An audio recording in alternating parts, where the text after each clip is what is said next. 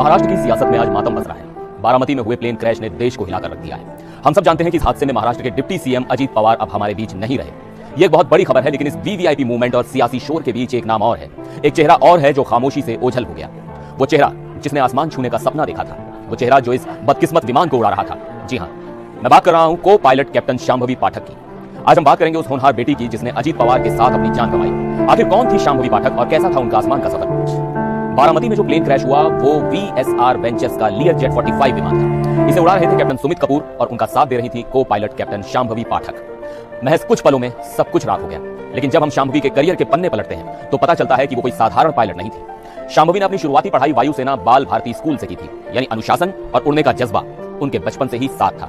2018 में स्कूल खत्म होते ही उन्होंने अपने सपनों की उड़ान भरनी शुरू कर दी थी। उन्होंने मुंबई यूनिवर्सिटी से विमानन की पढ़ाई की, लेकिन असली ट्रेनिंग के लिए उन्होंने 7 समंदर पार न्यूजीलैंड का रुख किया। 2018 से 2019 के बीच उन्होंने न्यूजीलैंड इंटरनेशनल कमर्शियल पायलट अकादमी से बेहद कठिन कमर्शियल ट्रेनिंग पूरी की। आपको जानकर हैरानी होगी कि शांभवी के पास न्यूजीलैंड नागरिक उड्डयन प्राधिकरण और भारत के डीजीसीए दोनों का कमर्शियल पायलट लाइसेंस था। इतना ही नहीं, उन्होंने frozen airline transport pilot licence भी हासिल किया था, जो किसी भी पायलट के लिए एक बड़ी उपलब्धि मानी जाती है। वो मध्य प्रदेश फ्लाइंग क्लब में असिस्टेंट फ्लाइट ट्रेनर भी रह चुकी थी, यानी वो सिर्फ उड़ती नहीं थी, दूसरों को उड़ना भी सिखाती थी। शांभवी पाठक पिछले 4 सालों से वीएसआर वेंचर्स कंपनी के साथ जुड़ी थी, लेकिन यहां एक पेंच है जिसे समझना जरूरी है। जिस विमानन कंपनी वीएसआर वेंचर्स का ये विमान था, उसका रिकॉर्ड पहले भी दागदार रहा है। ये वही कंपनी है जिसका एक विमान 14 सितंबर 2023 को मुंबई एयरपोर्ट पर क्रैश हुआ था।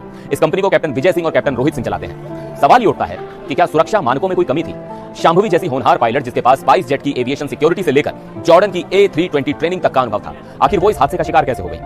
हादसे में अजीत पवार और शांभवी समेत 5 लोगों की मौत हुई है। देश ने एक नेता खोया है, लेकिन एक परिवार ने अपनी काबिल बेटी खोई है, जिसने 2022 में ही अपना ग्रेजुएशन पूरा किया था। शांभवी का करियर ग्राफ बता रहा था कि वो बहुत ऊंची उड़ान भरने वाली थी, लेकिन नियति को शायद कुछ और ही मंजूर था। इस हादसे की जांच जारी है, लेकिन शांभवी की कहानी हमें याद दिलाती रहेगी कि हर बड़ी खबर के पीछे कई ऐसे चेहरे होते हैं जिनके सपने